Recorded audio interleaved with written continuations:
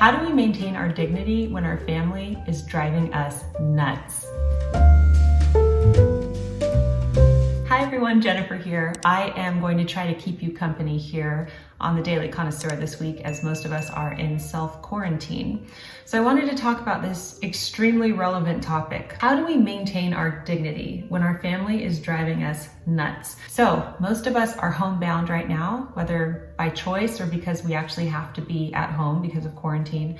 And for a lot of people, especially if this is really out of your daily routine, tempers can be flaring, family members can be irritable, people can be rude. And how do you live through that and maintain your dignity through all of this? You know, even our family, we pretty much do so many things at home. We homeschool already. I already work at home. But even with all the changes going on this week, I've noticed a difference in temperament, especially in my children. And you know, it is what it is. It's kind of like what's going on right now. Tensions are high. So what do you do? I've been thinking about this, and I'm sure that many of you have had this conversation. So maybe your children are acting out. Maybe you're homeschooling for the first time and they just don't want to do anything you say. Maybe your husband is moody and feeling cagey because he's not used to being at home with everybody, or vice versa. Maybe you're not used to being home with him. So there's so many different scenarios that could be happening right now. And because of this, because our tempers are short, we can tend to lose our dignity by acting in a way that we regret, basically. By the way, I'm hiding from my family in my bathroom as I shoot this video, so they're probably going to interrupt me at some point.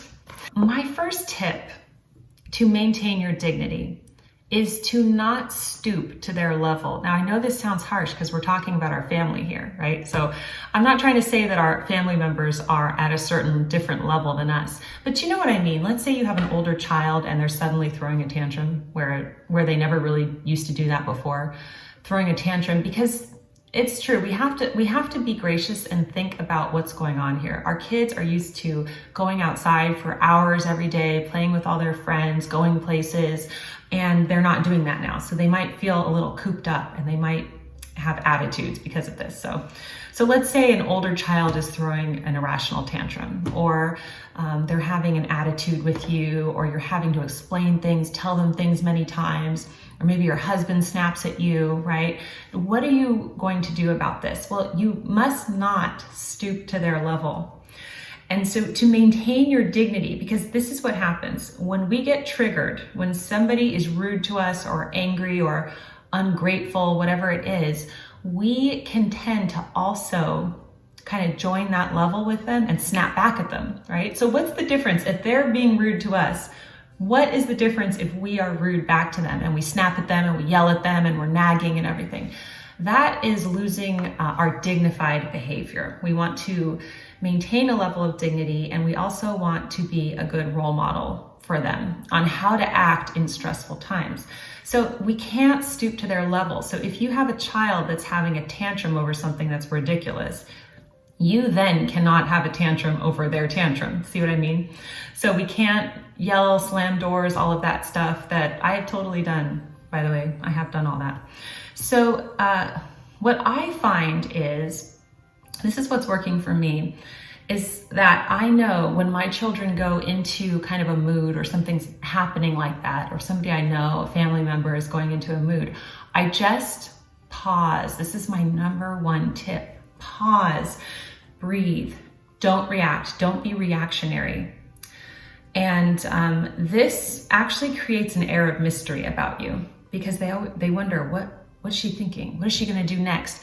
They're doing this partly to get a reaction out of you. And if you're a mom watching this video, you know that it's even worse for us. People tend to kind of give us the brunt of their anger, you know, or the brunt of their frustrations. So don't stoop to their level. Don't you start acting like a toddler too, you know? And so just take a deep breath and pause, watch the person who is misbehaving or acting out, just kind of look at them, you know, give them that stare, and don't participate in it. Now, if you find that you feel rage, I would suggest walking away from the situation and cooling off somewhere and then dealing with it.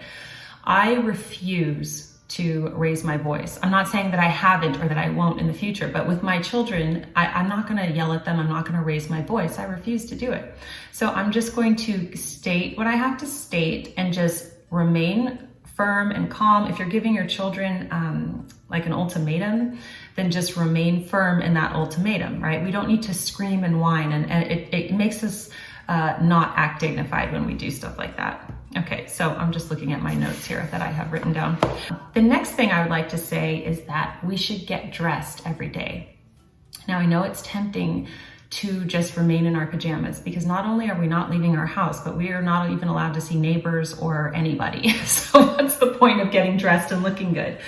Well, when you look presentable always, when you get dressed for the day, it's easier to maintain that dignified air, that air of dignity, and to react in a way of calmness and assuredness and authority. So get dressed. You don't have to do anything fancy. Even just put some, I'm wearing jeans today.